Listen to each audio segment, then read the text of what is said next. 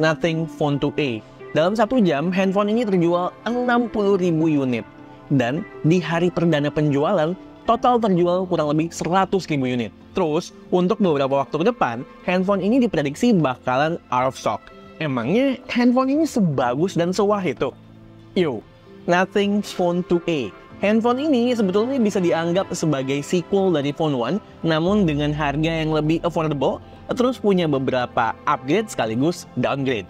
Perlu diingat, Nothing Phone 2a ini adalah smartphone ketiga dari Nothing. Pertanyaannya, apakah smartphone dari Nothing yang satu ini sudah semakin matang dan punya strategi atau approach yang baru di handphone ketiganya ini? Atau ya, approach-nya atau strateginya masih sama alias begitu-begitu aja?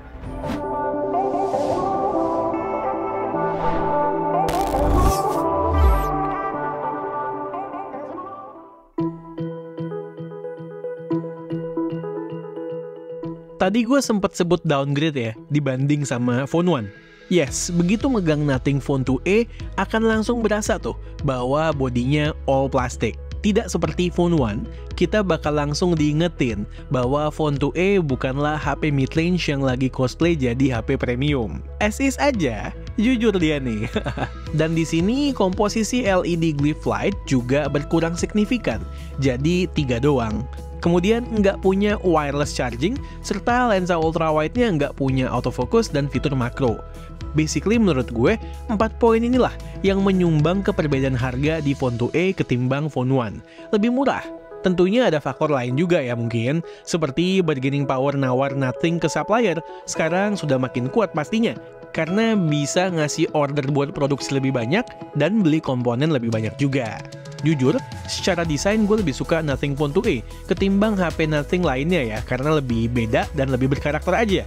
Ada yang bilang modul kameranya yang di tengah, dempet horizontal berduaan gitu, mirip kayak mata Wall-E, kayak burung hantu, ya bebas lah apa aja.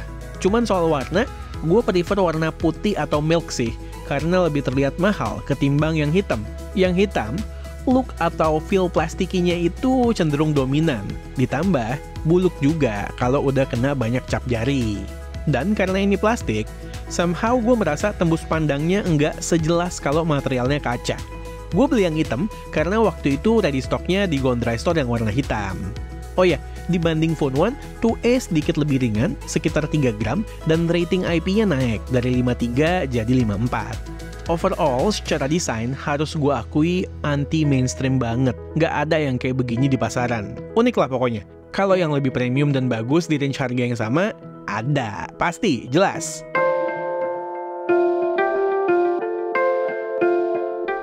Balik ke depan, layarnya semakin ekstra dari segala sisi dibanding Phone 1. Ekstra gede, jadi 6,7 inch dari 6,55 inch. Ini ukurannya mirip sama iPhone 15 Pro Max gue. Bezelnya lebih tipis juga sekarang.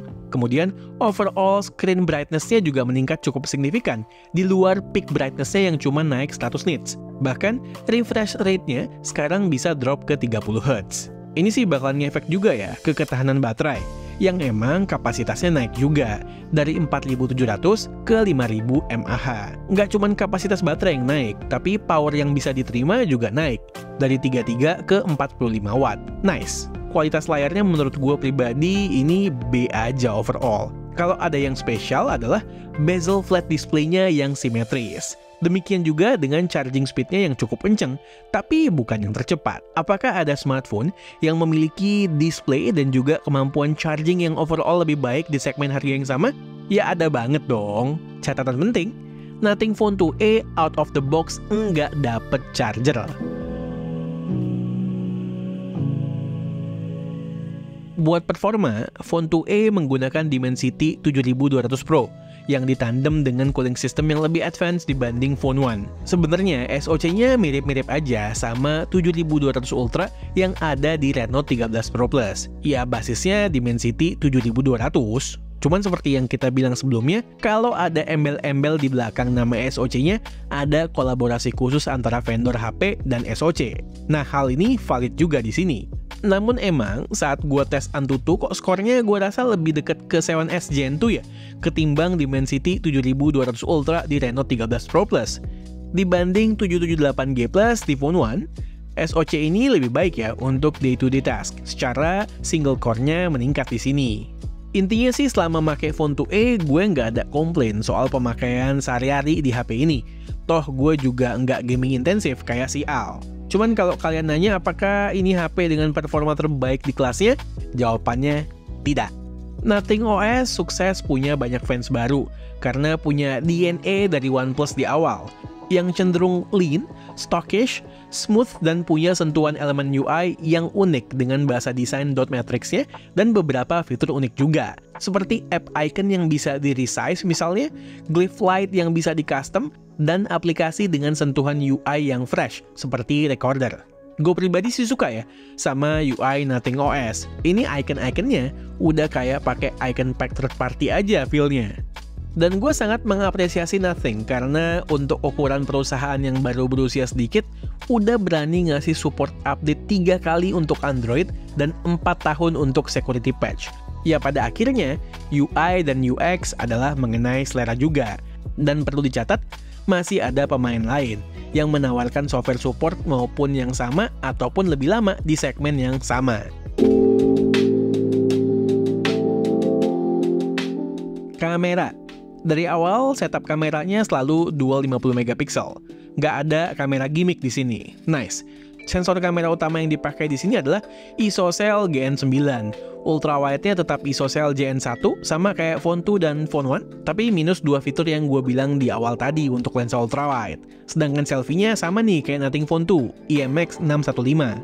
Kamera belakang Nothing Phone 2a bisa merekam up to 4K 30 fps baik yang ultrawide maupun main kameranya ya. Stabil, ini juga karena mereka ada kerjasama dengan vendor SoC-nya yaitu MediaTek ya. Jadi akses buat ISP-nya dibuka.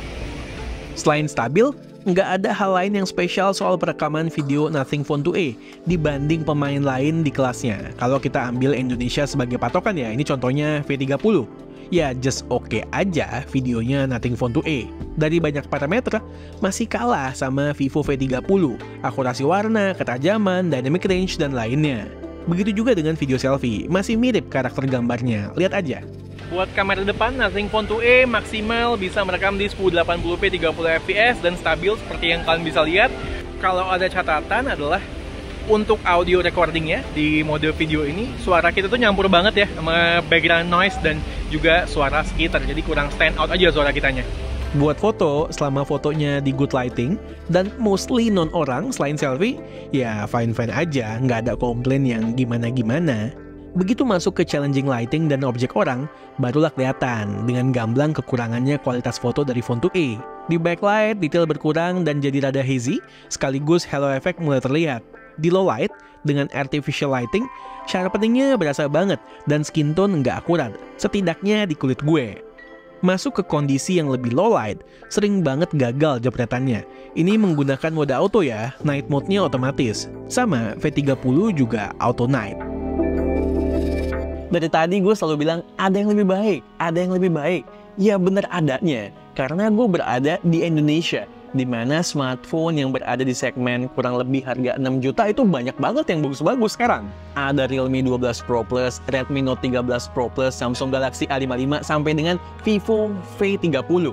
Semua smartphone yang gue sebutin itu solid, all-rounder, dan matang baik secara hardware maupun software, karena mereka bukan pemain baru. Bahkan mereka semua tuh udah masuk ke tahap groundbreaking ya, dimana berlomba-lomba memunculkan sesuatu yang baru untuk segmen ini. Contohnya kayak lensa periskop yang berada di Realme 12 Pro Plus. Mereka tetap punya kekurangan dan kelebihan, namun overall package-nya menurut gue masih lebih baik daripada Nothing Phone 2a. Namun yang mereka semua tidak miliki adalah sebuah ciri khas atau sebuah keunikan yang saklek layaknya handphone yang satu ini.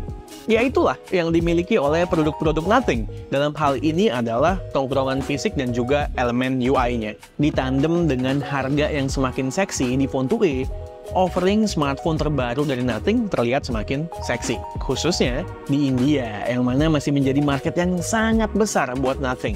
Handphone ini di sana dijual mulai dari harga di bawah 5 juta rupiah. Dan gak heran kalau reviewer dari negara barat sana memuji Phone 2a. Kenapa? Karena di segmen harga yang sama, di sana palingan pesaingnya Samsung dan Google. Ya jelas lah, standarnya beda sama kita yang ada di sini.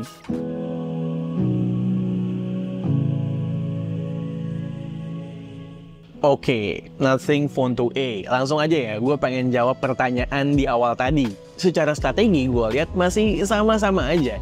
Kayak produk Nothing yang sudah-sudah ya.